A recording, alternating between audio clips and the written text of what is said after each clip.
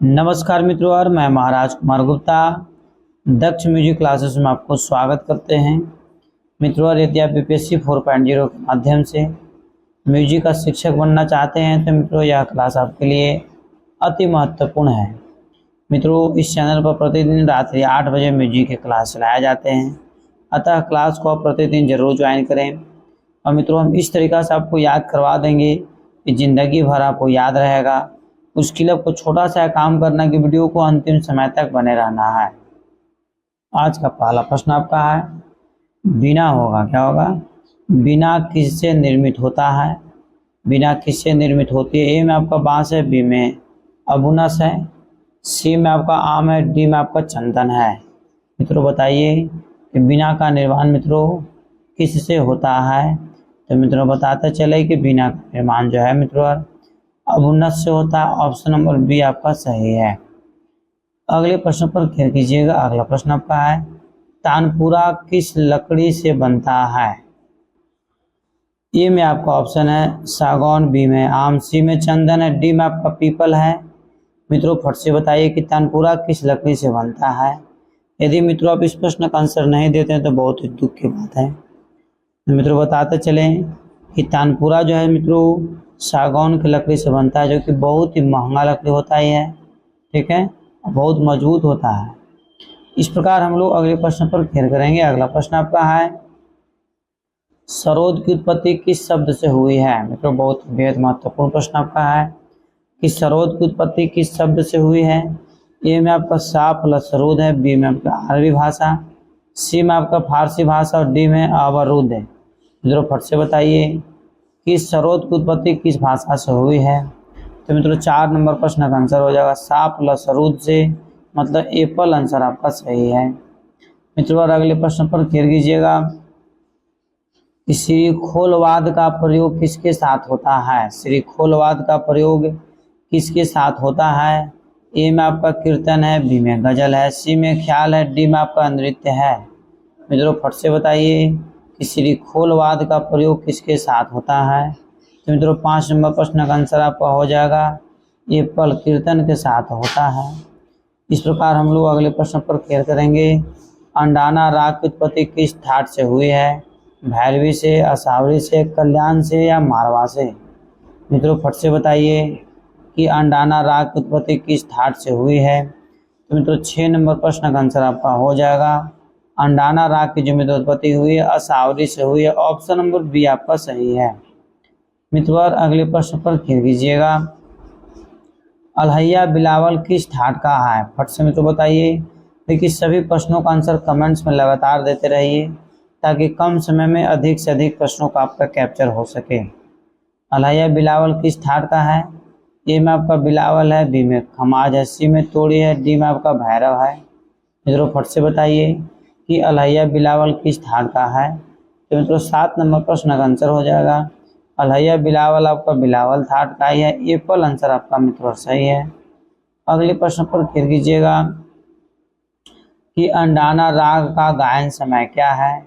ए में आपका रात्रि का प्रथम प्रहर, बी में रात्रि का दूसरा प्रहर, सी में रात्रि का तीसरा प्रहर, डी में आपका प्रातः काल है। मित्रों फट से बताइए कि अंडाना राग का गायन समय क्या है। मित्रों 8 नंबर प्रश्न का आंसर आपका हो जाएगा अंडाना राग का मित्रों गायन समय रात्रि का दूसरा प्रहर है। ऑप्शन नंबर बी आंसर आपका सही है। इस प्रकार हम लोग अगले प्रश्न पर खेल करेंगे कि अहीर भैरव का गायन समय क्या है। ए में आपका दोपहर है, बी में प्रातः काल है, सी में रात्रि है, डी में आपका सायंकालीन है। मित्रों फट से बताइए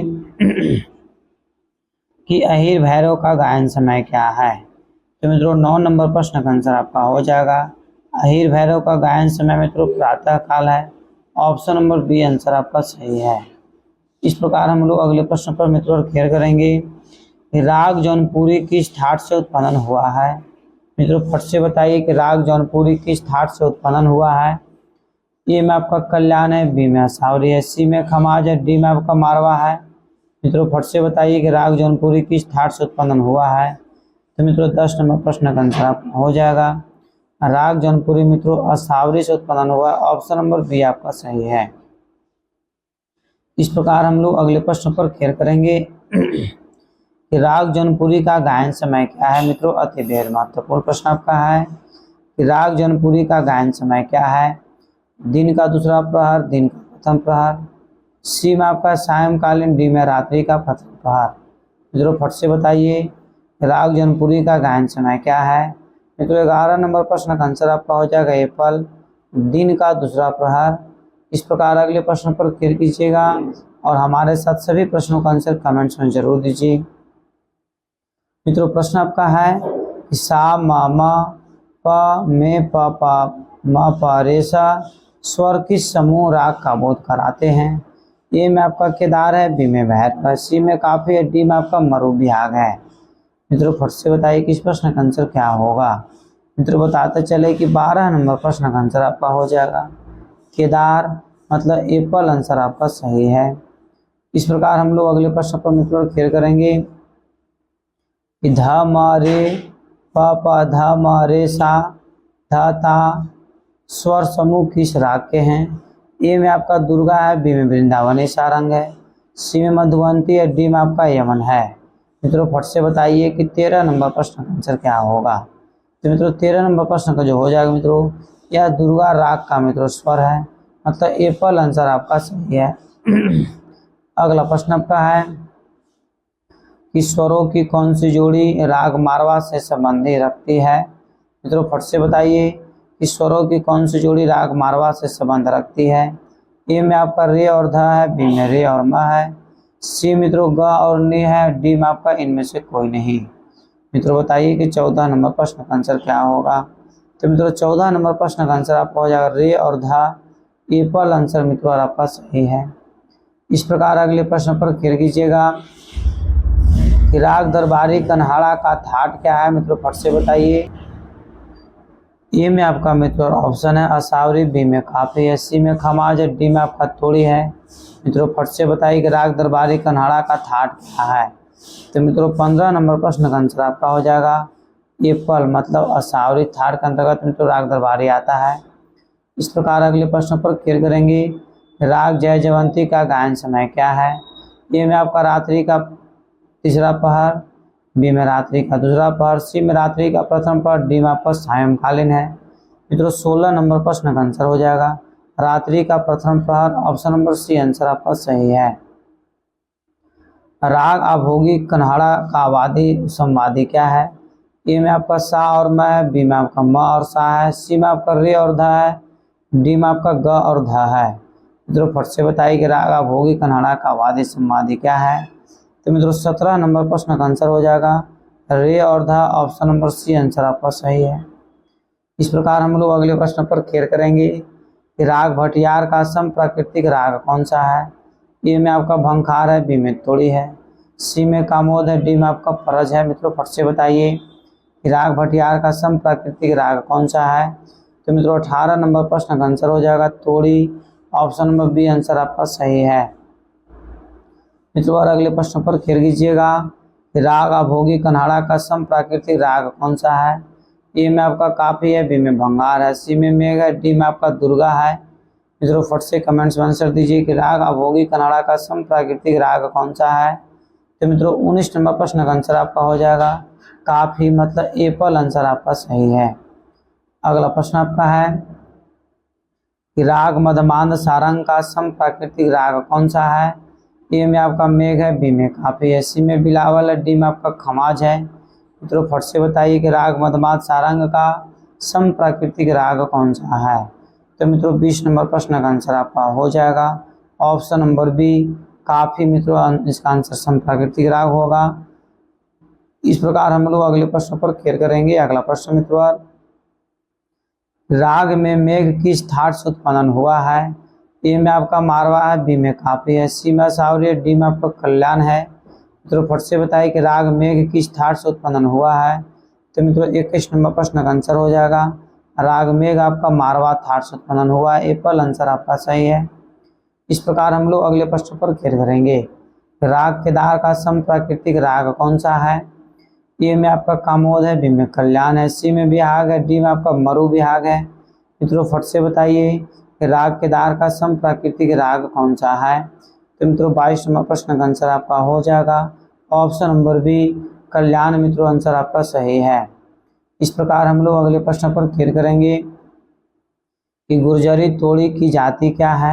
ए में आपका ऑडो है, बी में साडो है, सी में ऑडो साडो है और डी मित्रों संपूर्ण है। मित्रों फट से बताइए कि गुर्जरी तोड़ी जाति क्या है। तो मित्रों 23 नंबर प्रश्न का आंसर आपका हो जाएगा एप्पल ऑडो, मित्रों आंसर आपका सही है। इस प्रकार हम लोग अगले प्रश्न पर खेल करेंगे। अगला प्रश्न आपका है कि राग मेघ का संप्राकृतिक राग कौन सा है। ए में आपका सारंग है, बी में मधमात सारंग है, सी में मल्हार है, डी में आपको मित्रों अलैया बिलावल है। मित्रों फट से बताइए कि 24 नंबर प्रश्न का आंसर क्या होगा।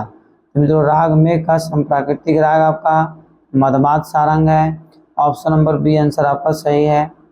इस प्रकार हम लोग अगले प्रश्न पर खेल करेंगे। अगला प्रश्न मित्रों पहाड़ी राग किस ठाट का राग है।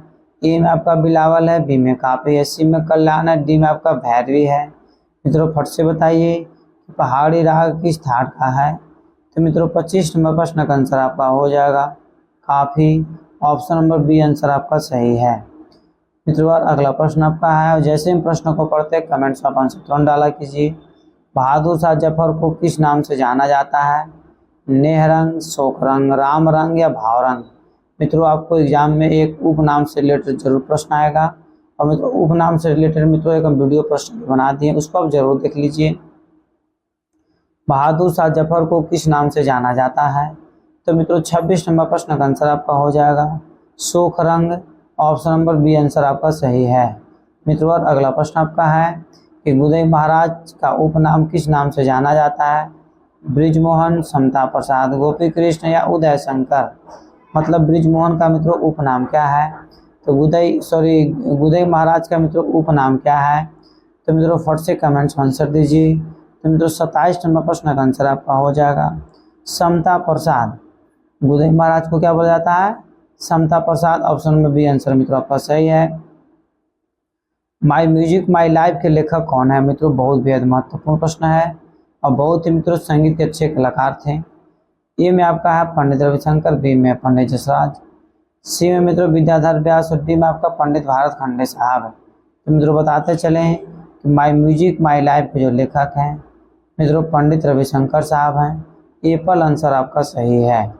इस प्रकार हम लोग अगले प्रश्न पर मित्रों खेल करेंगे। अगला प्रश्न आपका है कि सोमबाला गायकी की प्रसिद्ध संगीत किस विद्या से हुई है। मित्रों फट से बताइए कि सोमबाला गायकी की प्रसिद्ध संगीत की किस विद्या से हुई है। ए में आपका ख्याल है, बी में लोक संगीत है, सी में आपका ठुमरी है, डी में आपका ध्रुपद है। मित्रों फट से कमेंट्स में आंसर दीजिए कि सोमबाला गायकी की प्रसिद्ध संगीत की किस विद्या से है। तो मित्रों इसका आंसर हो जाएगा ऑप्शन नंबर डी ध्रुपद, मित्रों आंसर आपका सही है। इस प्रकार अगले प्रश्न पर खेल लीजिएगा। राग दर्पण के लेखक कौन है। मित्रों ये में आपका इब्राहिम आदिल साहब, बी में कबीरुल्लाह सैफ खान, सी में आपका है रामकृष्ण कवि और डी में सोमेश्वर साहब।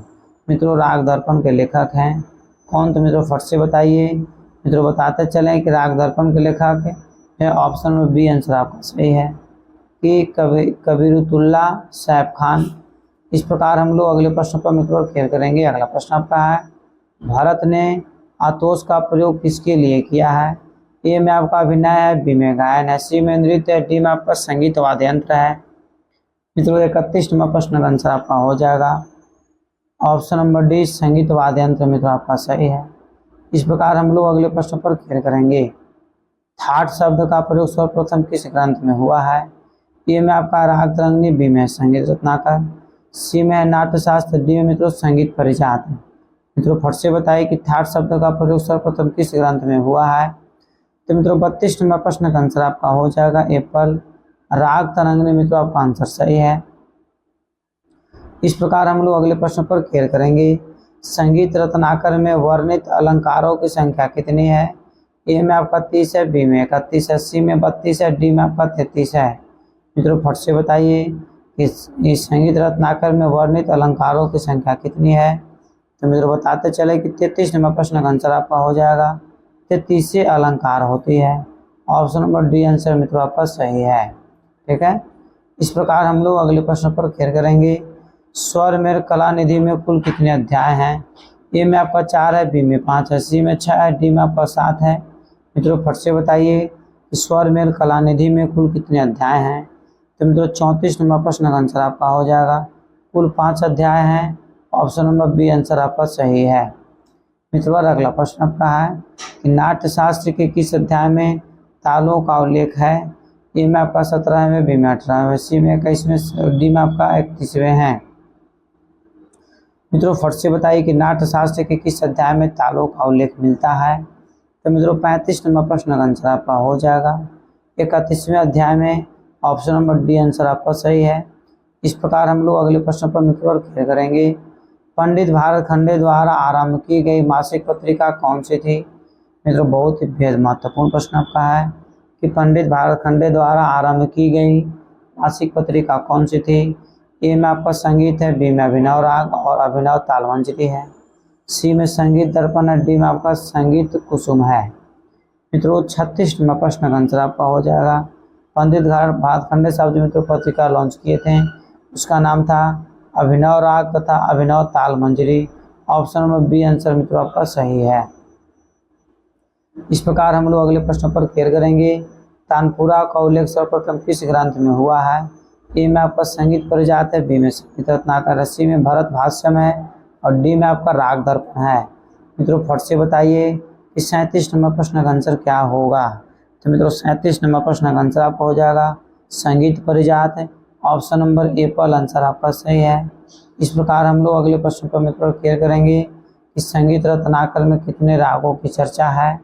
ए में आपका 400, बी में 384, सी में 240, डी में आपका 246 है। मित्रों फट से बताइए कि संगीत रत्नाकर में कितने रागों की चर्चा है? तो मित्रों 38 नंबर प्रश्न का आंसर हो जाएगा 246 रागों की चर्चा है। ऑप्शन नंबर डी आंसर आपका सही है। इस प्रकार हम लोग अगले प्रश्न पर मित्रों क्लियर करेंगे कि संगीत रत्नाकर ग्रंथ में कितने अध्याय हैं? ए में आपका 8 है, बी में 7 है, सी में 6 है और डी में आपका 5 है। मित्रों फट से कमेंट्स में आंसर दीजिए क्योंकि बहुत ही इजी और बार बार जैसे एग्जाम में आने वाला प्रश्न है कि संगीत रत्नाकर में कुल कितने अध्याय हैं? तो मित्रों कुल 7 अध्याय हैं। ऑप्शन नंबर बी आंसर आपका सही है। इस प्रकार मित्रों अगले प्रश्न पर क्लियर कीजिएगा। गीत गोविंद के गीत किस शैली में है? ए में आपका प्रबंध गायन, बी में ध्रुपद है, सी में धमार, डी में आपका ख्याल है। मित्रों फट से बताइए कि गीत गोविंद के गीत किस शैली में है? तो मित्रों 40 नंबर प्रश्न का आंसर आपका हो जाएगा ऑप्शन नंबर ए पल। मतलब कहने का मतलब मित्रों कि प्रबंध गायन आंसर आपका सही है। इस प्रकार हम लोग अगले प्रश्न पर मित्रों क्लियर करेंगे। अगला प्रश्न आपका है कि संगीत मरकंद में वीणा के कितने प्रकार हैं?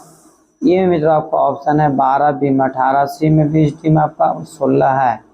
मित्रों फट से बताइए कि संगीत मरकंद में वीणाओं के कितने प्रकार हैं? तो मित्रों 41 नंबर प्रश्न का आंसर आपका हो जाएगा ऑप्शन नंबर बी।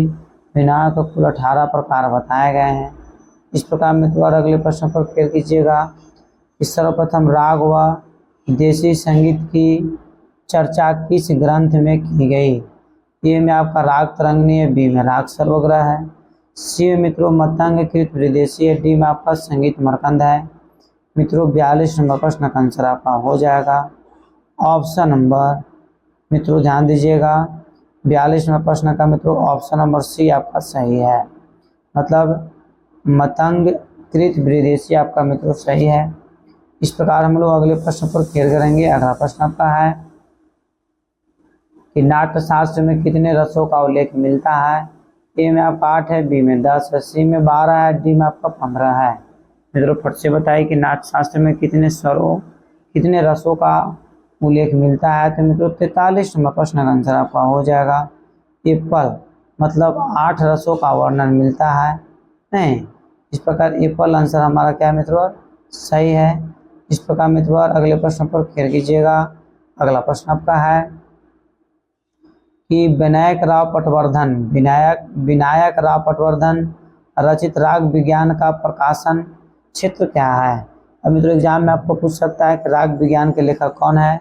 तो विनायक राव पटवर्धन साहब है। विनायक राव पटवर्धन साहब है। तो मित्रों किस क्षेत्र से मित्रों विज्ञान का प्रकाश किस क्षेत्र में हुआ? तो मुंबई में, बी में आपका पुणे में, सी में बनारस में, डी में इलाहाबाद में। मित्रों फट से बताइए, आपको बताते चले कि 44वां प्रश्न का आंसर आपका हो जाएगा Pune, option number B answer मित्रों आपका सही है। इस प्रकार अगले प्रश्न पर मित्रों खेल कीजिएगा।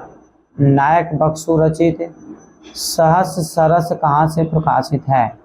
ए में आपका जयपुर है, बी में संगीत नाटक अकादमी है, सी में आपका संगीत कार्यालय, डी में आपका पुणे है।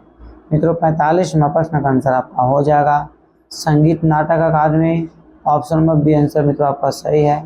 इस प्रकार मित्रों आज का क्लास जैसे यहीं पर समाप्त किया गया। मित्रों यदि इस चैनल पर मित्रों पहली बार विजिट कर रहे हैं तो मित्रों चैनल को सब्सक्राइब कीजिए, लाइक कीजिए, शेयर कीजिए, कमेंट्स कीजिए। और मित्रों यदि आप बीपीएससी के माध्यम से म्यूजिक शिक्षक बनना चाहते हैं, स्टेट क्वालिफाई करना चाहते हैं, डीएसएसबी, नेट, केवीएस, तो मित्रों दिए हुए नंबर पर मित्रों आप हमसे कांटेक्ट करें। मित्रों तत्काल मित्रों आपको जैसे कोर्स प्रोवाइड करवाया जाएगा ताकि रिजल्ट आपका 100% हो जाए। मित्रों यदि इस चैनल पर पहली बार विजिट कर रहे हैं तो चैनल को सब्सक्राइब कीजिए। और मित्रों प्रतिदिन आप हमारे साथ बने हुए रहते हैं, इसके लिए सभी को धन्यवाद। तब तक के लिए स्वस्थ रहिए, मस्त रहिए। एक बार प्रेम से बोलिए भारत माता की जय।